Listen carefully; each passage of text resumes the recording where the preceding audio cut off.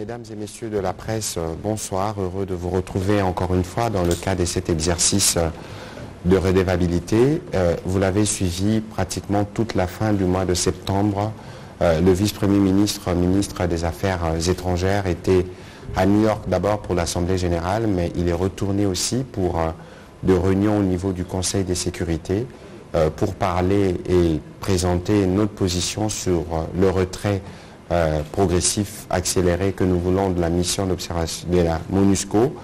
Beaucoup de choses ont été dites, beaucoup de réunions ont été faites et ce soir, dans le strict esprit que nous avons dans le cadre du gouvernement dirigé par le Premier ministre Sama Lukonde, le devoir de venir présenter au peuple congolais à travers cet exercice de redevabilité les différents progrès qui ont été enregistrés sur ces dossiers. Le VPM pourra revenir avec des détails.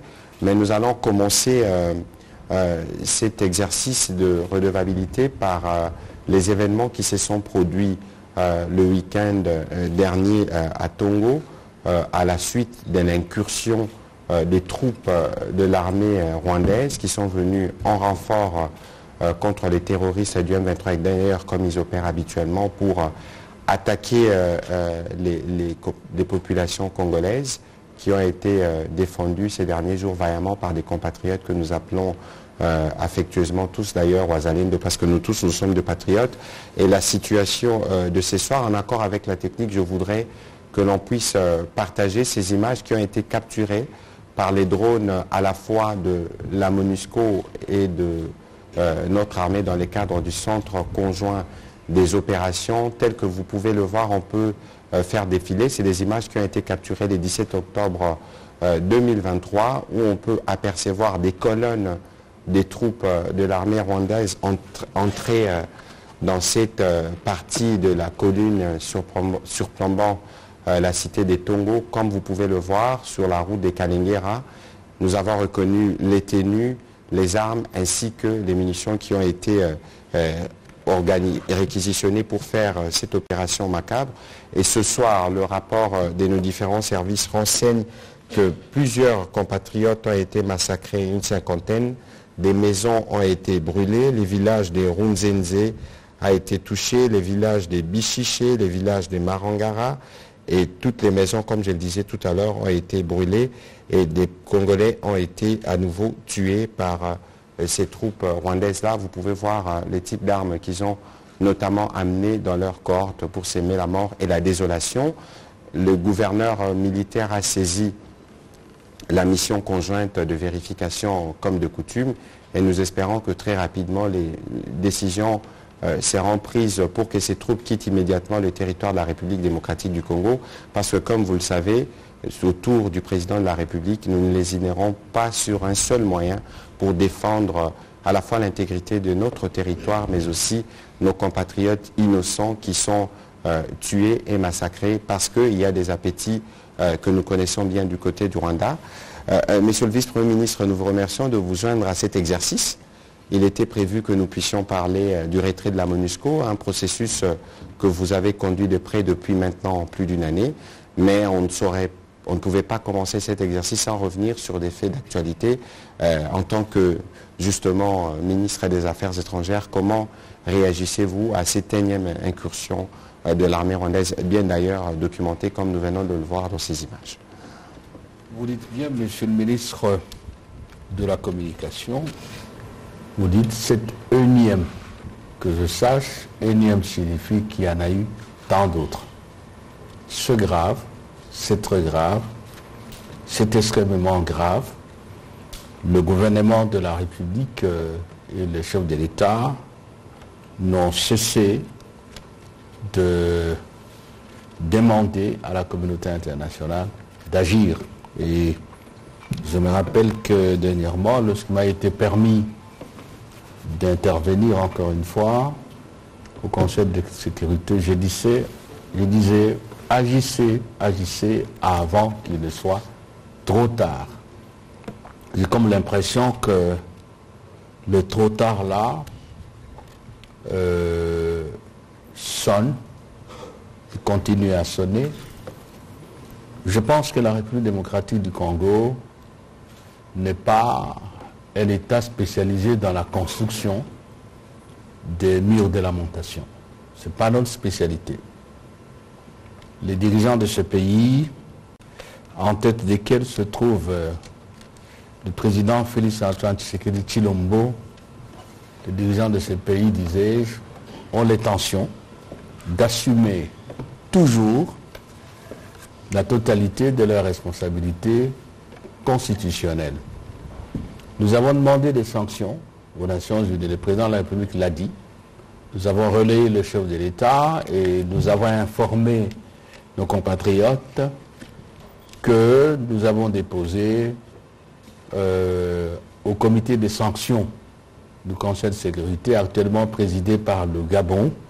Nous avons déposé une requête en sanction contre l'agression dont notre pays est victime, contre les crimes contre l'humanité, les crimes de guerre et les violations des droits de l'homme. Et j'informe aussi aujourd'hui la communauté nationale et internationale que le gouvernement de la République a déjà saisi la Cour africaine des droits de l'homme.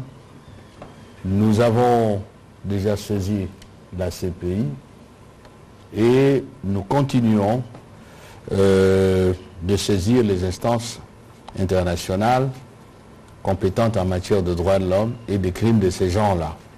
Nous ne les faisons pas par faiblesse ou par naïveté, parce que nous savons que ce sont des procédures qui prennent le temps qu'elles peuvent prendre, et nous savons aussi que ce sont des instances quelque part internationales qui sont caractérisées par les jeux, évidemment, des intérêts de ceux qui sont à un moment ou à un autre considérés comme le puissant.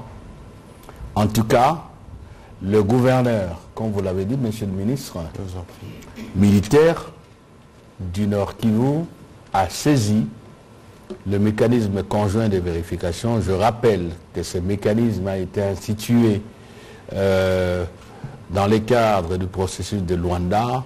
Il a été institué en accord conjoint par le Rwanda, la RDC, sous la médiation de M. le Président Lourenço de l'Angola. Et la mission du mécanisme, justement, c'est de se rendre à ces gens d'évidence, de les stigmatiser et de les porter auprès de qui? De droit. Et donc, nous disons à nos compatriotes, nous ne sommes pas là pour nous plaindre, loin s'en faut.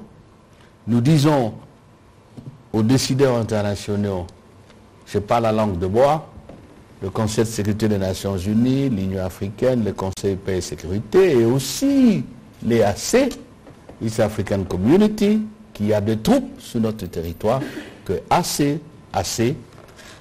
peut-être qu'à ce stade, on peut se limiter à ça. Nous n'allons pas nous laisser faire. Soyez certains. Voilà, merci Monsieur le VPM pour vos commentaires. Évidemment, nous allons continuer de suivre la situation de près. Ce soir, nous avions voulu parler du retrait de la MONUSCO. Nous savons que cet après-midi, vous avez par exemple une séance de travail à la suite justement de différentes réunions auxquelles vous avez pris part. Le Conseil de sécurité a réagi. On peut donc dire finalement, on s'est accordé sur le retrait de la MONUSCO sur les terres congolaises. Oui, nous avons été à New York mandatés par le chef de l'État et le gouvernement de la République. Nous avons travaillé pendant une semaine. On a pris des contacts avec ce qu'on appelle les P5, c'est-à-dire les 5 membres permanents du Conseil de sécurité, la Russie, les États-Unis d'Amérique, la Grande-Bretagne, la Chine et la France. Nous avons eu des contacts aussi avec le A3, c'est-à-dire les 3 pays africains qui nous représentent comme membres non permanents, le Gabon, le Mozambique et le Ghana, sans compter d'autres pays membres du Conseil de sécurité, dont à l'époque l'Albanie qui présidait le Conseil. Le chef de l'État lui-même a fait une adresse assez forte à la 78e session de l'Assemblée générale des Nations Unies et il a parlé du retrait. Nous avons rencontré aussi M. Jean-Pierre Lacroix, que les Congolais connaissent, et nous avions le même entendement de ce que nous devons faire et de la manière dont la MONUSCO doit partir. Lorsque le président Tshisekedi a rencontré M. Guterres, une phrase qui dit tout. Celui qui a parlé le premier, il a dit: Monsieur le Président, j'ai une bonne nouvelle à vous annoncer. Vous avez demandé que la MONUSCO s'en aille. Moi, je vous dis que je suis prêt, non, que je veux m'en aller. Donc, vous avez demandé que la MONUSCO s'en aille.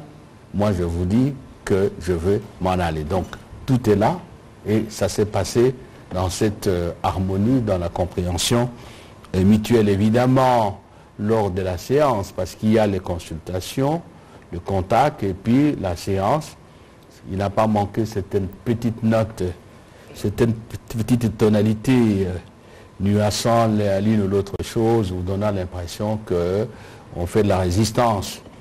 Et après, nous avons encore travaillé, moi à partir d'ici, l'ambassadeur Zénon et son équipe à partir de New York, nous avons travaillé pendant 2 semaines pour avoir la déclaration du président du Conseil que j'ai ici. Je ne vous la lirai pas, ce n'est pas ça l'important, mais je vais vous prendre seulement, si vous voulez, 2 paragraphes qui sont tout à fait 3, significatifs. La déclaration dit ceci: à cet égard, donc concernant, si vous voulez, la MONUSCO, le Conseil prend une bonne note du rapport daté du 2 août 2023 que le secrétaire général lui a présenté conformément au paragraphe 44 de sa résolution 2666-2022, ainsi que de la lettre émanant du vice-premier ministre, ministre des Affaires étrangères de la République démocratique du Congo, Christophe Lutundula Pala, en date du 1er septembre 2023, sur le retrait accéléré de la MONUSCO à partir de la fin de 2023. Le Conseil se déclare prêt à décider d'ici à la fin de 2023, je vais vous expliquer pourquoi ça, de l'avenir de la MONUSCO, de son retrait progressif, responsable et durable, et des mesures concrètes et réalistes à prendre en priorité pour mener à bien ce retrait. Le Conseil encourage le gouvernement congolais et l'ONU dans le cadre du groupe de travail conjoint composé du gouvernement, de la MONUSCO et de l'équipe des pays des Nations Unies à élaborer d'ici novembre, en coordination avec les parties prenantes concernées et en s'inspirant des efforts déployés pour réviser les plans communs de transition et conformément aux 4 jalons retenus dans la version actualisée, à savoir la sécurité, la protection des civils, l'appui aux élections et le programme de désarmement et de démobilisation, de relèvement communautaire et de stabilisation, un plan de désengagement complet et des propositions sur la chronologie du retrait progressif et ordonné des contingents de la MONUSCO.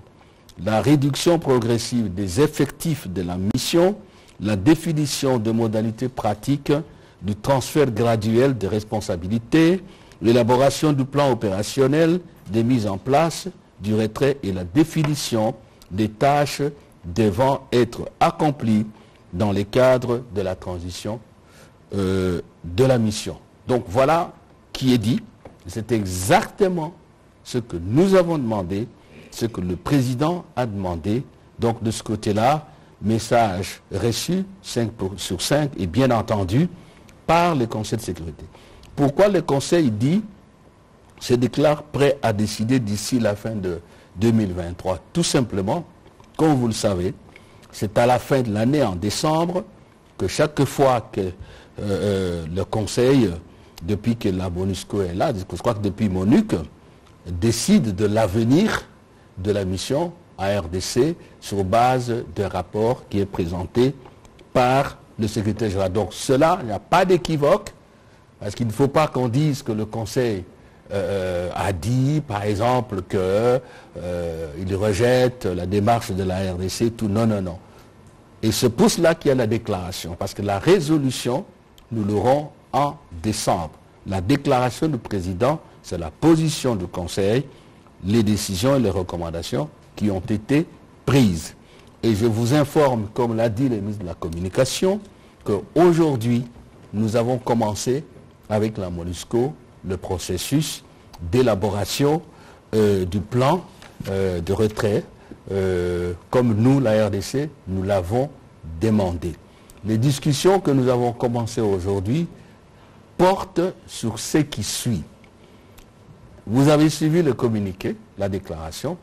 Nous allons maintenant, la RDC d'un côté, la MONUSCO de l'autre, proposer clairement, les plans de désengagement des troupes de la MONUSCO, le chronogramme du retrait, ça c'est le premier travail, c'est entre l'état-major de la RDC et le commandement de la MONUSCO. Deuxième document, nous allons convenir des modalités pratiques, j'allais dire de la remise-reprise, c'est-à-dire de la reprise des activités qui sont actuellement accomplies et exercées par la MONUSCO, que la RDC va continuer avec l'appui des traditionnels. Attendez par traditionnels, les programmes, les projets, les fonds et les agences de la MONUSCO. Troisième document, nous allons élaborer le plan, suivez bien, de la réduction progressive des effectifs. Je ne dis pas du personnel seulement, je dis des effectifs de la MONUSCO. Nous allons aussi élaborer un document programme qui montre comment l'ensemble du dispositif MONUSCO va commencer à partir. Et enfin, le cinquième document, nous devrions, parce que ici on parle des piliers, ça veut dire tout simplement ceci: lorsque nous avons demandé le plan accéléré, on a dû revoir la programmation de la transition initiale qui a été faite il y a de cela, je crois, 2-3 ans. On est parti de ce qu'on a appelé 18 jalons, c'est-à-dire 18 piliers, c'est-à-dire 18 principales tâches qui doivent être accomplies, les chantiers qui doivent être réalisés avant que l'on arrive au retrait effectif. Nous sommes revenus de 18 à 4. Les 4, c'est la sécurité, ce n'est pas la conditionnalité, entendons-nous bien. La sécurité, la protection civile, l'accompagnement électoral et le programme de désarmement, de mobilisation, relèvement communautaire et stabilité. Alors, le cinquième document doit préciser c'est que la MONUSCO, pendant la transition, c'est-à-dire au moment où elle se retire, qu'est-ce que la MONUSCO fera encore? En ce qui concerne la sécurité, on lui demande quoi? En ce qui concerne la protection civile, on lui demande quoi? En ce qui concerne l'accompagnement électoral, et là c'est déjà très clair, et la MONUSCO a dit qu'elle va aider dans la logistique, particulièrement dans les parties où elle se trouve actuellement, pour ne pas dire l'Ituri et le Nord Kivu. Et pour les PDDRCS, qu'est-ce que la MONUSCO fera? Et là, il y a un pas important, une décision importante que le chef de l'État a prise il y a quelques jours. Tout à fait. Le président a en fait renouvelé, requinqué, si vous voulez, relancé le leadership, le gouvernail qui doit conduire le navire PDDRC. Vous avez suivi qu'il y a eu des nominations il y a quelques jours. Mais après ça, est-ce que la MONUSCO va nous aider à recentrer ou à restructurer le PDDRC s'il échec? Est-ce que la MONUSCO va nous aider à mobiliser les ressources? C'est possible. Est-ce qu'il va nous aider à mettre en place la logistique? Tout cela, il faut que ça soit précis et qu'il n'y ait plus désormais d'incompréhension, de malentendus et peut-être aussi des espérances que rien ne justifie dans la réalité. Voilà le travail qu'on a commencé. Et d'ici le 15 novembre, nous devons le terminer. On le dépose au gouvernement de la République et la MONUSCO amène ce travail aux Nations Unies, au Conseil de sécurité. Ça signifie que nous aurons tout convenu. Il va falloir gérer, c'est-à-dire que pour nous, la RDC, le gouvernement, il va falloir manager cette affaire à travers le lobbying, à travers d'autres, si vous voulez, initiatives pour que, en décembre, lorsque le Conseil va prendre la décision, il soit clairement entendu et précisé qu'on amorce à ce mois de décembre le retrait en faisant ça, de manière qu'il n'y ait plus d'équivoque. Voilà, en résumé, le travail qu'il y a, c'est passé aux Nations Unies. C'est une bonne chose, on ne peut pas minimiser, le président s'y est impliqué, mais gare au triomphalisme. J'ai toujours dit que c'est bien, on ne peut pas minimiser ce qui a été fait, mais ça n'est pas terminé, pas de triomphalisme. Nous sommes en train de travailler et c'est maintenant que nous devons nous-mêmes maîtriser notre destin dans ce dossier de la MONUSCO, du retrait que nous avons voulu, que le président veut un retrait exemplaire dans le cadre des troupes des Nations Unies. Tout à fait. Merci beaucoup, Monsieur le Vice-Premier ministre, pour vos mots introductifs. Je rappelle le contexte. Il faut rappeler que beaucoup de compatriotes dans les provinces où les forces des Nations Unies nous appuient dans la sécurité étaient dans la rue. Il y a eu des morts, que ce soit du côté des Congolais, que ce soit du côté des casques bleus. C'est ce qui a, j'allais dire, précipité les plans sur lesquels nous devions travailler, parce qu'il est évident qu'après la sortie en septembre du secrétaire général Antonio Guterres relevant l'incapacité de la mission de répondre à la menace du M23, cela a suscité beaucoup de colère, a créé une crise de confiance dans nos populations. Et donc il fallait bien que le gouvernement puisse rapidement en tirer la conséquence, comme nous sommes un gouvernement sur écoute. Nous sommes sur écoute, Monsieur le Vice-Premier ministre. On va commencer la série des questions pour nous permettre d'apporter des éléments d'éclairage sur un sujet qui est particulièrement suivi. Nous allons commencer par M. Liévin Luzolo.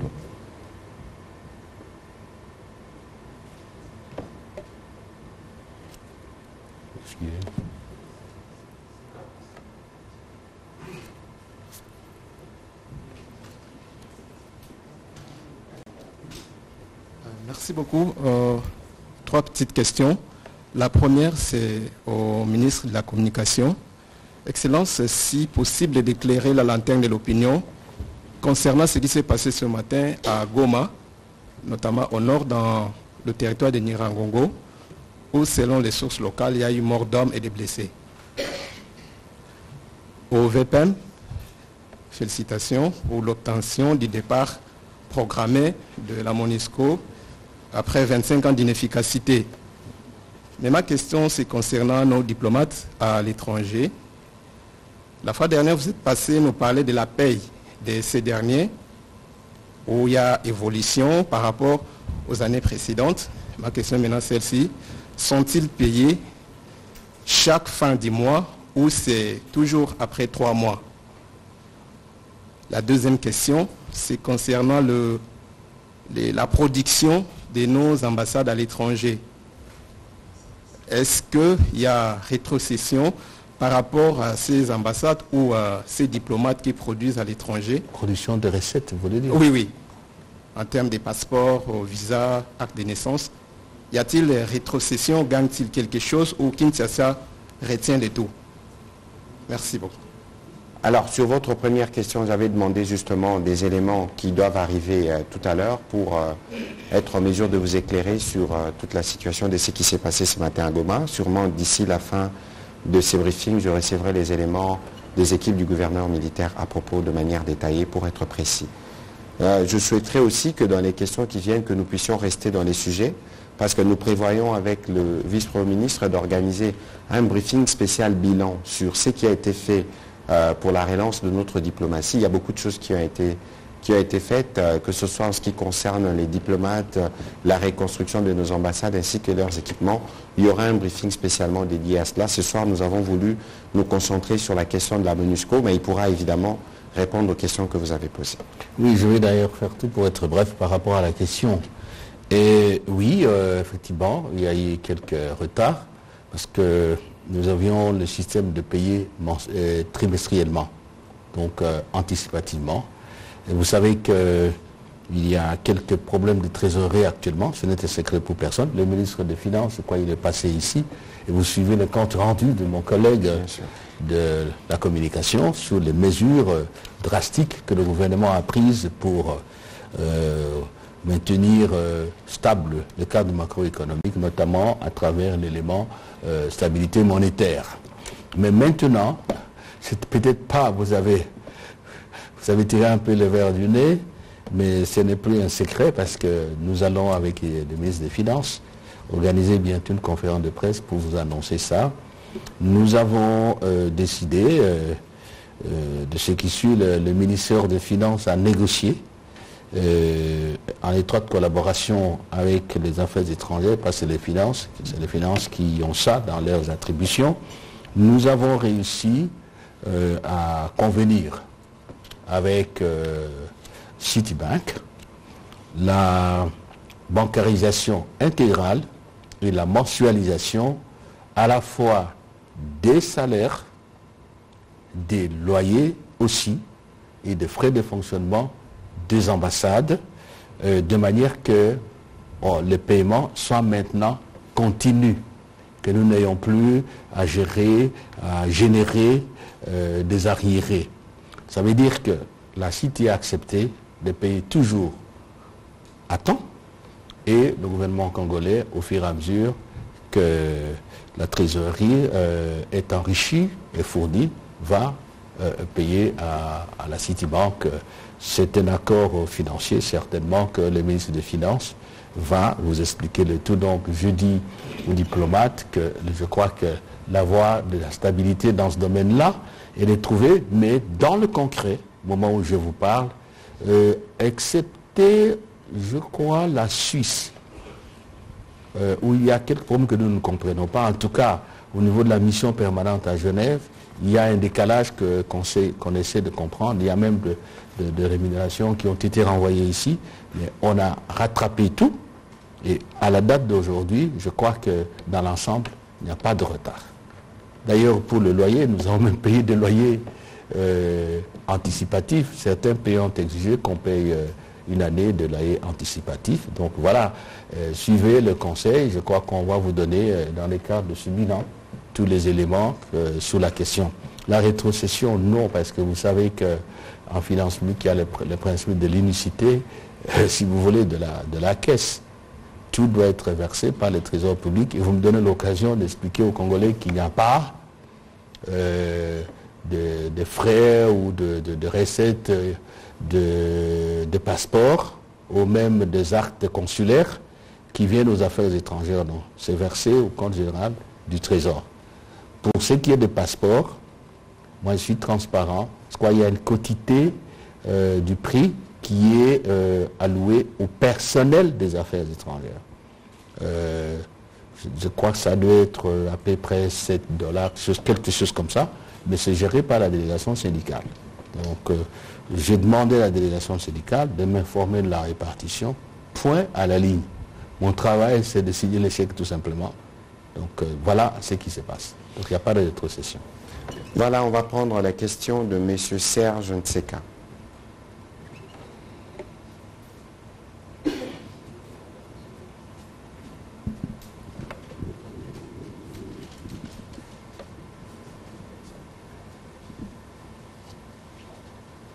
Merci, Excellence, pour la parole. Je pense que ce que le VPM venait de dire va constituer un motif de joie pour la population de l'Est qui depuis longtemps est en train d'exiger avec beaucoup de véhémence le départ de la MONUSCO. Mais je voudrais savoir, Excellence, quelle sera l'alternative dans le cas où on décidait d'ici le mois de décembre du départ de la MONUSCO, parce qu'on sait que sa présence assure quand même. Il n'y a pas que les côtés échecs qu'on peut retenir de la mission de la MONUSCO depuis son arrivée ici. Quelles sont les forces qui pourront peut-être remplacer là où la MONUSCO assurait un tant soit peu sa présence, et puis les élections arrivent. La MONUSCO aide la République démocratique du Congo en termes de logistique, en termes de moyens, pour permettre le déplacement du personnel et des matériels. Avez-vous pensé à tout cela? Bien, je vais vous répondre. Je vous en prie. Vous avez d'autres questions? Bon, écoutez, je n'ai pas voulu faire de détails. Quand nous étions à New York, dans tous les contacts que j'avais pris, toutes les consultations avec mon équipe que nous avons prises, il y a deux questions qui revenaient comme leitmotiv auprès de la part de nos partenaires. La première, quand la MONUSCO se dégage, dites-nous comment vous allez assurer la sécurité des populations. La deuxième, il y a des forces, il y a des initiatives régionales qui sont prises. Comment vous assurez la coordination? Vous n'avez pas posé la question sur ça, vous répondez sur la question de l'alternative. Il faut tout de même faire remarquer que ce sont ces Congolais qui sont supposés être protégés par la MONUSCO, qui estiment qu'il n'y a pas de protection et que donc l'État congolais doit assumer ses responsabilités. Il faut nuancer, donc, en commençant par là. Deuxièmement,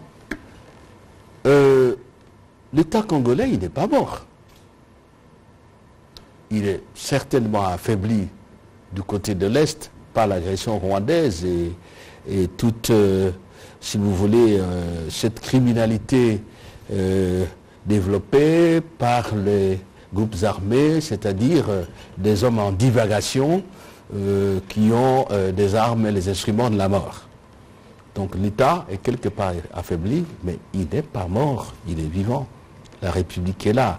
Nous avons une armée, nous avons la force de sécurité et de défense, c'est l'armée et la police.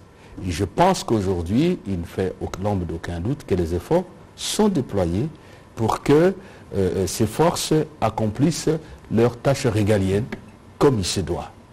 Et observez bien ce qui se passe. Je crois que ça s'améliore. Mais encore une fois, je n'ai jamais été partisan de triomphalisme. Mais il ne faut pas non plus enfoncer la vérité en considérant que rien n'a été fait. C'est excessif d'avoir de telles affirmations. Autre chose qu'il faut savoir, parce que la population est là, et la population nous dit « je ne suis pas protégé », nous allons continuer à organiser davantage la sécurité avec la population, et c'est pour cela qu'il y a le phénomène Ouazalendo. Nous en prenons. Et vous reconnaissez que le gouvernement reconnaît. Mais on ne peut pas nier parce que, attendez un peu là, il ne faut pas oublier que nous avons une constitution.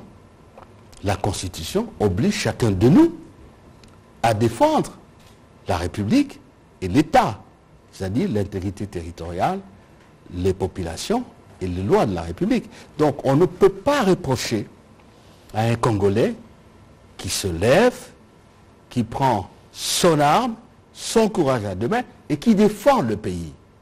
Ça c'est très clair. Nulle part au monde, un pays digne de ce nom ne peut se comporter de cette manière-là. Mais revenons à l'essentiel. Donc, il y a ce dispositif. Un autre dispositif, c'est que on n'a jamais dit que nous n'avons pas, nous n'aurons plus jamais de passerelles avec nos partenaires. Dire que la MONUSCO n'est pas le mécanisme qu'il faut et que depuis la MONUC, disait la lettre que j'ai écrite au nom du gouvernement avec l'autorisation du chef de l'État, on n'a jamais dit, disons qu'on rompait avec les Nations Unies ou le partenaire. Nous avons des communautés auxquelles nous appartenons. Bien sûr qu'on pourra parler de l'EAC. Nous avons la SADC, nous avons le bilatéral aussi. Vous comprenez? Donc, de ce côté-là aussi, il faut quand même relativiser. Et maintenant, le retrait de la MONUSCO. On dit progressif, ordonné, responsable. Anticipé quand même. Non, attention. L'anticipation n'est pas la précipitation.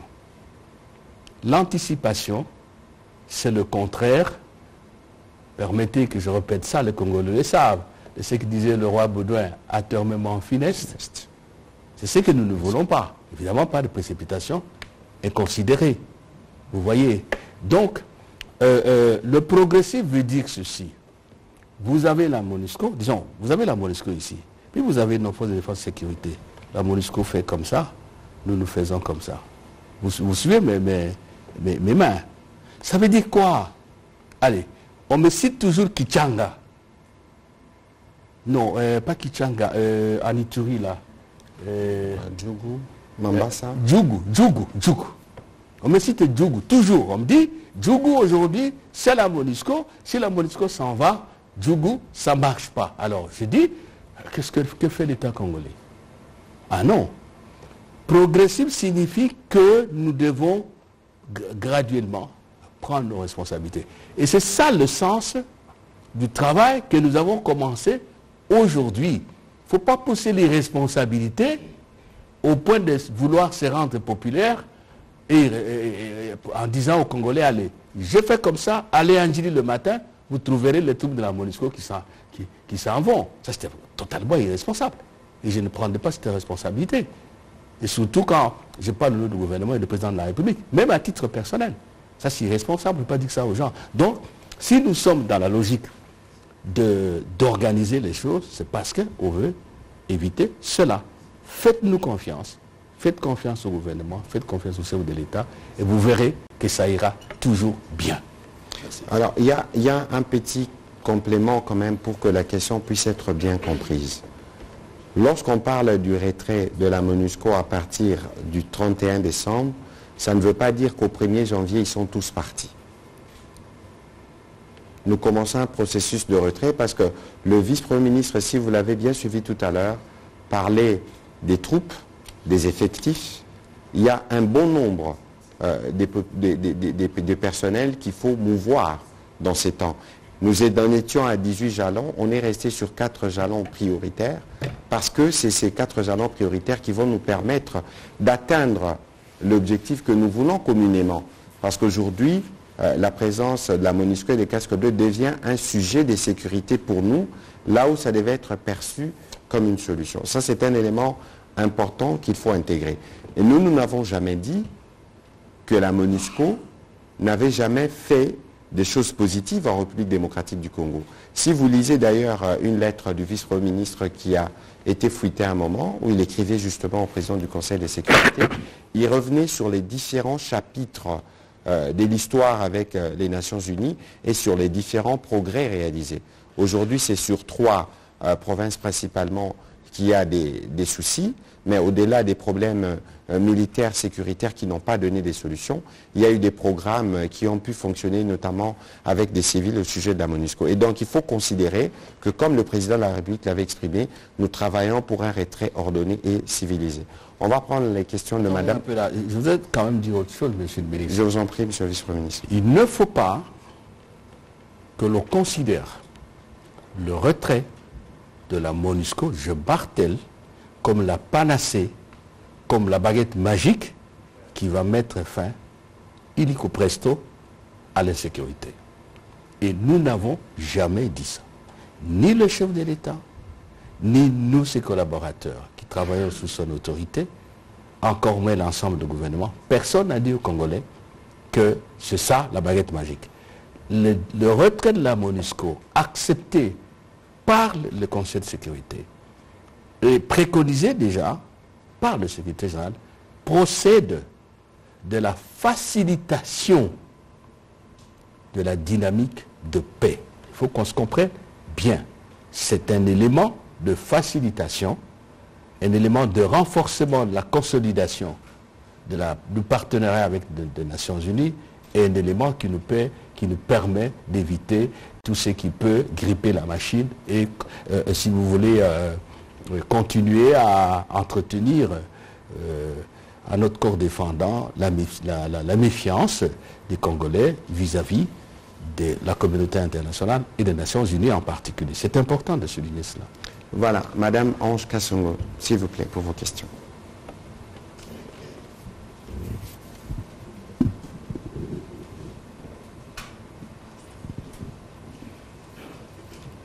Bonsoir, Excellence. Ma question va porter sur l'annonce faite par la MONUSCO il y a quelques semaines sur les 8 casques bleus qui ont été cités dans des faits d'abus sexuels des femmes congolaises à Béni. Vous n'avez pas abordé cette question-là, mais officiellement, nous n'avons pas non plus reçu une position du gouvernement. Est-ce que ça rentre aussi dans les discussions que vous avez lancées avec la MONUSCO, parce qu'il s'agissait là d'une violation grave de droits des femmes, non seulement congolaises, mais aussi de l'autorité congolaise sous le sol congolais? Merci. Bonsoir Ange. J'ai compris votre question. Nous en avons parlé avec le ministre de la Communication. Nous avons pris bonne note avec satisfaction que la MONUSCO ait pris ses responsabilités. Rappelez-vous aussi, parce qu'il y a des règles, quand il y a eu Kassindi, je crois. Oui, Kassindi, les troupes de la MONUSCO qui revenaient et puis affrontement avec la population, le dossier a été pris en charge par la MONUSCO selon les règles établies et les enquêtes ont continué. Nous sommes vigilants pour voir un peu finalement comment ça s'est conclu. Donc, à ce stade-ci, ça concerne les militaires de la MONUSCO qui sont couverts par l'immunité prévue dans le SOFA. Le SOFA, c'est l'accord qui détermine le statut de la force.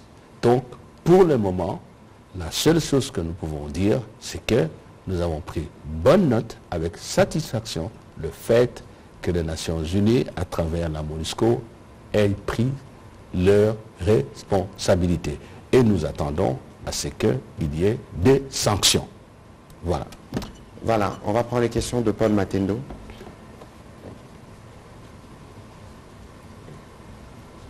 Merci beaucoup, monsieur le ministre des Médias. Monsieur le VPM, ici je vous avais posé la question autour de la force de l'EAC, de savoir si la force de l'EAC avait un mandat offensif. Vous m'aviez affirmé que c'était vrai. Plus tard, je vous pose la même question. Je pose la question sur l'EAC disant que est-ce que la force de l'EAC a échoué? Vous avez dit oui, la force de l'EAC a échoué. Alors ma question, qu'est-ce qui continue à justifier la présence d'une force qui a complètement échoué en RDC? La question est simple. J'ai une autre. Ah, vous avez une deuxième? Allez-y, allez-y. Alors, lorsque nous suivons les informations qui nous viennent de l'Est, de nos compatriotes qu'on appelle affectueusement les Rosalindo, pour reprendre l'expression de M. Patrick Mouyaya, ils disent que l'objectif c'est de participer aux élections en décembre 2023. Donc il faut que la paix revienne et qu'ils participent aussi comme tout le monde aux élections. Est-ce que vous pouvez regarder la caméra de la RTNC et leur dire en décembre vous allez participer aux élections? Je vais finir par juste une petite question. Ça fait 3 pour vous-même. J'en ai beaucoup, mais excusez-moi. Le processus de négociation pour le rétablissement, la normalisation des relations entre le Rwanda et la RDC serait dans l'impasse, selon une déclaration de Lorenzo. Qu'est-ce qui explique cette impasse? Merci. Bien. L'EAC. On ne peut pas nier le fait que l'EAC n'a pas accompli sa mission. Et c'est plus grave par rapport à la MONUSCO. Je vous ai dit ici que tous les accords, tous les écrits qui existent à la date d'aujourd'hui concernant l'EAC contiennent, expressis verbis, le caractère offensif du mandat. Et l'instrument juridique le plus important qui nous lie tous, c'est l'accord portant statut de l'EAC qu'on appelle en anglais le SOFA. Lisez l'article 3. Donc là, c'est sans équivoque. Ce qu'il y a eu et ce qu'il y a, c'est que ce mandat n'est pas rempli. Non seulement qu'il n'attaque pas, mais aussi l'EAC ne s'occupe pas des autres forces. Parce que, lisez le communiqué de 3 chefs d'État, je crois, l'année dernière. Lorsque on a prévu 2 volets, politique ou militaire, le président Tshisekedi comme ceux qui devaient conduire. Qu'est-ce qu'on a dit? Tous les pays qui ont des groupes armés sur le territoire congolais notamment, doivent discuter, prendre langue avec ces groupes armés pour leur proposer le retour au bercail. Et que tout groupe qui résisterait à cet appel, à cette main tendue pour la paix, serait contraint par la force régionale. Est-ce que le Rwanda a parlé déjà avec ceux qu'ils appellent les FDLR, qu'eux voient partir au Congo? Je ne sais pas. Est-ce que d'autres pays ont fait ça? Non. Mais est-ce que l'EAC s'occupe de ces groupes armés? Absolument pas. L'échec sous un autre aspect. Donc là aussi, c'est clair comme de l'eau claire dans un verre clair. Et nous, rappelez-vous, je crois au mois de septembre, le vice-premier ministre de la Défense, Jean-Pierre Bemba, nous a représenté à un sommet, à une réunion de ministres chargés de défense dans les pays membres de l'EAC. Et il a annoncé clairement que pour nous, le mandat de l'EAC se termine au plus tard au mois de décembre. Il n'est pas question que l'EAC reste. Vous savez pourquoi? C'est parce qu'auparavant, au mois d'août, la même réunion a eu lieu, d'abord avec le chef d'état-major des forces des pays membres de la communauté, et ensuite les ministres de Défense. On avait convenu du 24 août au 24 septembre, le M23 doit se résilier à aller au pré-cantonnement et au cantonnement. S'il arrive le 24 et que cela n'est pas fait, l'EAC doit forcer. Si l'EAC ne force pas, pour nous en fait, toutes les options sont ouvertes. C'est ce que moi je dis d'ailleurs, il y a une polémique autour de ça. J'étais tout en nuance. Ils se sont réunis, ils ont constaté que l'EAC n'a pas accompli son mandat. Pas d'équivoque, pour nous, c'est fini. Ce qu'il faut faire maintenant, parce qu'on veut dire pourquoi ça reste. Encore une fois, on ne fait pas comme ça, et puis ça part. Peut-être vous pouvez toucher votre téléphone, vous faites comme ça, c'est facile, mais avec la force, ce n'est pas comme ça. À la prochaine réunion, au prochain sommet des chefs d'État, la question sera abordée, et parce que nous, la RDC, nous avons réussi à faire modifier l'article 26.b du statut du SOFA, et nous avons introduit qu'à la demande de la RDC, le sommet des chefs d'État peut soit modifier, soit proroger, soit mettre fin au mandat. Et lorsque on met fin au mandat, il faut déterminer les modalités de retrait. C'est ce qui va se faire. Croyez-moi, parce qu'on a donné à l'EAC le temps de démontrer que sa force est venue pour soutenir les efforts internes, parce qu'on n'a jamais dit que la force de l'EAC va faire le boulot seul et que nos forces armées vont regarder. Ce sont des forces d'appui. Donc par rapport à la question, je crois qu'il n'y a pas d'équivoque là-dessus. La question que vous avez posée encore, vous avez dit participer aux élections de Ouazalindo. Ah oui, oui, oui. Le président Tshisekedi n'a pas été, comment dirais-je, avare de mots sur cette question-là. Il a été très clair, blanc comme neige, vous comprenez. Nous nous battons pour que les Congolais des territoires occupés participent à l'élection de leurs dirigeants. C'est un droit, c'est un devoir constitutionnel, il n'y a pas à discuter. Les institutions de la République ont le devoir de mettre tout en place pour que chacun jouisse de ses droits et accomplisse ses devoirs. Et c'est clair. Et le président a même déclaré, je crois aux Nations Unies, que nous nous battons pour que nos compatriotes rentrent dans leur domicile. C'est ce que moi j'ai dit aussi, relayant le chef de l'État. Et j'ai cru entendre d'ailleurs, il n'y a pas longtemps, qu'on a vu à la télé que nos compatriotes revenaient notamment à Massissi, et qu'eux aussi... Oui, et ce qui est plus important, la CENI a bien informé la communauté nationale et internationale qu'elle est prête pour se déployer pour l'enrôlement. Et que, quel que soit le temps qui reste, dès que tout cela, toutes les conditions sont réunies, ça va se faire. Donc on se bat pour ça. On ne peut pas faiblir sur la question. OK? Et la dernière question citée. Oui, mais ce n'est même pas serait. Ce n'est même pas serait. Le processus est bloqué.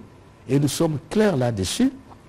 Si on veut qu'il y ait un dialogue avec le Rwanda, pour nous, il doit être clairement entendu que le Rwanda doit quitter le territoire congolais, mettre fin à l'agression, que le Rwanda doit cesser de soutenir les terroristes de 1-23, c'est condamné d'ailleurs par la Convention de l'Union africaine sur la prévention et la répression du terrorisme. Si nous devons aussi dialoguer avec le Rwanda, il doit être clairement entendu que c'est pour parler des questions bilatérales. Nous n'allons pas changer la géographie. C'est clair. La politique des États se trouve aussi dans leur géographie. Mais le Congo n'est pas un pays offert. Le Congo est un pays ouvert et non offert à qui que ce soit. Vous comprenez? Donc, si on continue dans la situation actuelle, aucune autorité congolaise n'est disposée à aller négocier quoi que ce soit. Et comme le président disait un jour à une envoyée d'un pays, je suis chef de l'État, je suis élu, j'ai mes compatriotes, j'ai le devoir constitutionnel de leur assurer un avenir radieux, de créer les conditions d'une vie normale. Jamais je n'accepterai n'importe quelle condition qui entrave l'accomplissement de mes devoirs constitutionnels. C'est pour ça que vous l'avez suivi, c'est quoi, la tribune des Nations Unies, il a dit, parlant de ces terroristes-là, qu'il n'y a pas d'espace, il n'y a pas de dialogue. Donc c'est clair. On ne refuse pas, c'est dans la logique de relations internationales. Nous sommes à l'EAC, nous sommes à la CIRGL avec le Rwanda, nous sommes aux Nations Unies, nous sommes à l'Union africaine, c'est très clair, mais nous ne pouvons pas accepter un dialogue en violation de la Constitution et dans la violation de notre intégrité territoriale et de notre indépendance. Voilà, je crois que c'est très clair. Il faut qu'on crée des conditions et nous avons toujours dit à nos partenaires que si vous voulez un dialogue dans le cadre bilatéral, il faut créer les conditions. Et je vais te donner la conditionnalité. Voilà, un léger commentaire sur ce que le VPM a dit tout à l'heure. Si vous avez suivi le compte-rendu du Conseil des ministres du vendredi, le président de la République est revenu justement sur la nécessité pour le gouvernement d'assurer que les compatriotes de ces trois territoires, Kwamouth, Masisi et Rutshuru, puissent participer aux élections. Et le vice-premier ministre Peter Kazadi, la semaine dernière, a tenu des réunions dans le cadre du comité sur la sécurisation du processus électoral où des instructions ont été données au commissaire général de la police pour déployer les éléments de la police dans les zones où les grosses menaces ont été éteintes pour préparer justement le travail qui s'est fait avec la CENI. On va prendre les deux dernières questions pour terminer parce qu'il faut permettre au journal de passer à 20h30, celle de Serge Mavungu et de M. Dominique Mukenza.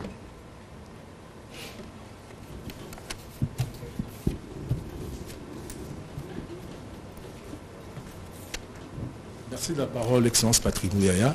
Ma question, je l'adresse au VPM Christophe Lutundola. Permettez-moi, Excellence, de revenir sur la question liée à la frontière qui nous sépare de la République d'Ouganda. La République de l'Ouganda. Ok.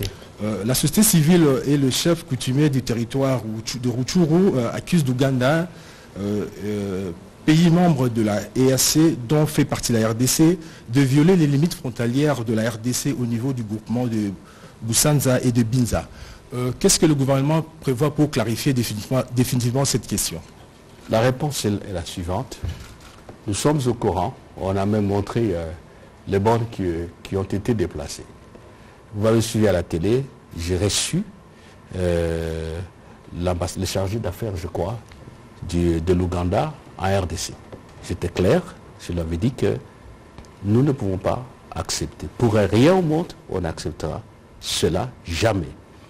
Et nous avons convenu, j'espère qu'il a fait rapport à la centrale, chez lui, que nous puissions désigner une équipe conjointe qui va se rendre sur les lieux pour faire le constat du déplacement ou non des bornes ou de la frontière sur place, sur le terrain.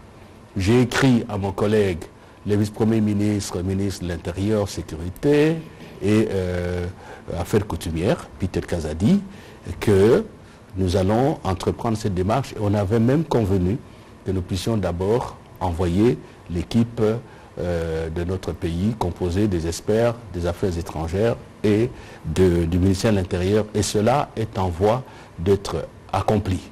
Et donc, nous sommes dans cette perspective-là. J'avais pensé écrire à l'Union africaine parce qu'il y a le principe, le sacro-saint du respect des frontières héritées de la colonisation, même au Conseil de sécurité. Je me suis dit, faisons d'abord ce travail préliminaire qui va nous permettre de récolter le plus d'éléments possibles concernant cette question. Donc le gouvernement s'en est saisi du dossier. La voie diplomatique est en mouvement. Avec mon collègue Peter Kazadi, nous sommes à pied d'œuvre. Voilà, Monsieur Dominique Mukenza.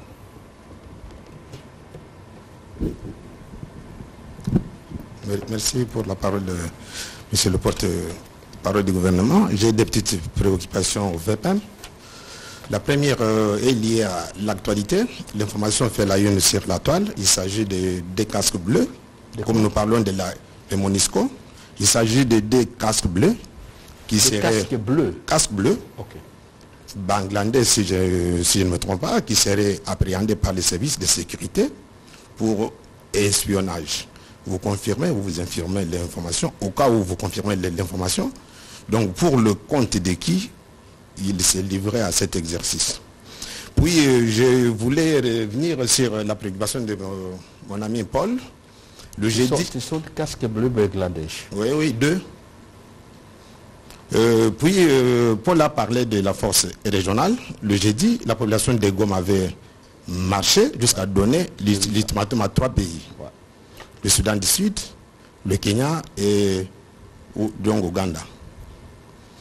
Alors vous confirmez, comme vous venez de nous confirmer, pour le retrait des casques bleus en décembre, est-ce que la force régionale qui devrait partir au mois de septembre, donc ça a été prolongé puisque la commission qui travaillait sur les modalités n'avait pas encore fini son travail, ça a été ramené en décembre. Est-ce que vous confirmez à l'opinion aujourd'hui, que la même force régionale pourra quitter le sol congolais au mois de décembre?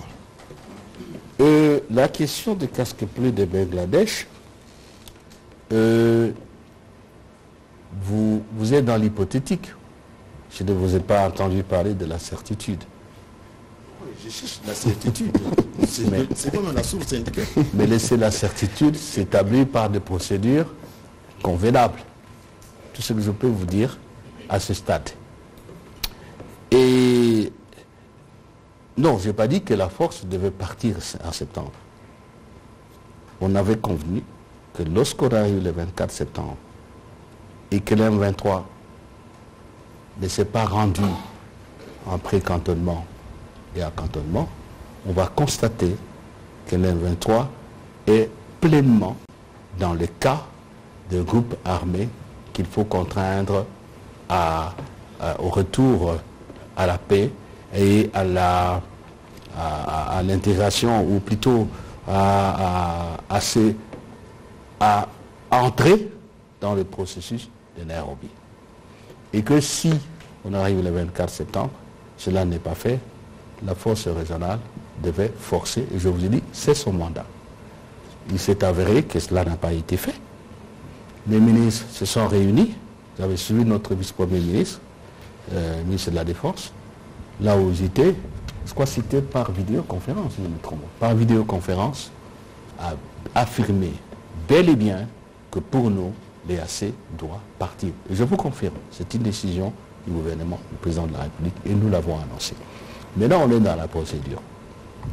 Parce que, à l'EAC, donc à la communauté d'Afrique de l'Est, vous avez la réunion des chefs d'état-major, la réunion des ministres. Maintenant, il reste le sommet des chefs d'État qui, à la demande de la RDC, devra faire ce constat-là et accéder à notre demande de retirer l'EAC et déterminer en même temps les modalités pratiques. C'est ce que je vous ai dit, parce que ce qui est écrit à l'article 26.2 du SOFA et qui est en fait une disposition amendée par la RDC. Voilà. Voilà, merci Monsieur le Vice-ministre pour vos réponses. C'est par ici qu'on va terminer cet exercice de redevabilité. Je vois qu'il y a encore d'autres questions, mais nous pourrons évidemment revenir dessus dans un autre exercice parce qu'il est question de revenir avec vous notamment sur les bilans de ce que nous avons fait les gouvernements pour les secteurs qui est les vôtres au ministère des Affaires étrangères. Cher Jacques Moulouba, cher Patrick, prenez... Gardez vos questions pour le prochain exercice, nous aurons l'occasion d'y revenir. Ce soir, nous avons voulu apporter des éléments de précision, Monsieur le Vice-Premier ministre, parce qu'il y avait comme une forme de confusion entretenue autour de ce que nous entendions par le processus de retrait de la MONUSCO. Les clarifications ont donc été apportées. Ce retrait se fera de manière ordonnée et civilisée, comme vous y travaillez déjà à partir d'ailleurs. Vous y avez travaillé aujourd'hui avec les équipes restreintes de la MONUSCO. Nous vous remercions, mesdames et messieurs de la presse, pour votre participation et nous vous retrouverons dans un autre cadre pour ces briefings sur la redevabilité des actions du gouvernement. Nous revenons encore sur ce avec quoi nous avons commencé cet exercice. Donc les troupes rwandaises qui sont entrées en territoire congolais le week-end dernier. Vous avez vu les vidéos, les mécanismes conjoints ont été saisis pour que les conséquences puissent être tirées rapidement parce que la République démocratique du Congo, comme le dit souvent le président de la République, ou le VPN, le relayant tout à l'heure, tirera les conséquences de cette situation. Merci et bonne soirée chez vous. Merci beaucoup. Merci.